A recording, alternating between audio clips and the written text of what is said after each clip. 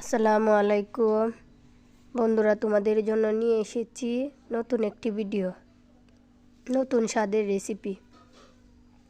কাতল মাছ দিয়ে কচু বোনা। বোনাটি দেখতেও যেমন সুন্দর, খেতেও অনেক মজাদার। বোনাটি করার জন্য আমি পুকুর পাড় থেকে কয়েকটা কচু কেটে নিলাম। কচুগুলি অনেক তরতাজা। তারপর কচুগুলোকে কেটে নেব। কেটে নেওয়ার পর ভালোভাবে ধুয়ে নেব। কাতল মাছ, পেঁয়াজ কুচি আর আলু ছোটো করে নিয়ে নেব। নিয়ে নেওয়ার পর একটি কড়াই চুলার মধ্যে বসিয়ে দিলাম পেঁয়াজ কুচি করে। তারপর পরিমাণ মতো সয়াবিন তেল দিয়ে দেব। আপনারা চাইলে সরিষার তেলও দিতে পারেন।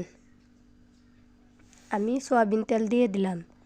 পেঁয়াজটি লালচে হওয়ার পর দিয়ে দেব হালকা পরিমাণ জল।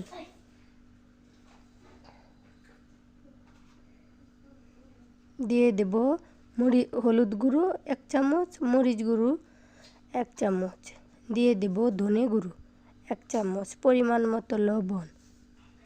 তারপর ভালোভাবে নেড়েচেড়ে মশলাগুলোকে কষিয়ে নেব। কষিয়ে নেওয়ার পর দিয়ে দেব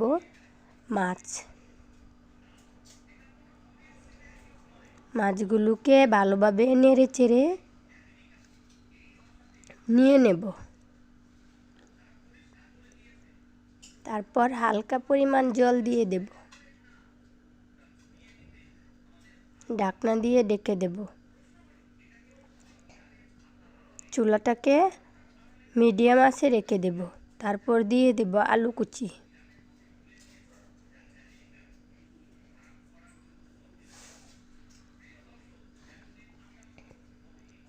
তারপর কচু কুচি দিয়ে দেব। তারপর ভালোভাবে নেড়েচেড়ে মাছগুলোর সাথে মশলাগুলো মিশিয়ে নেব।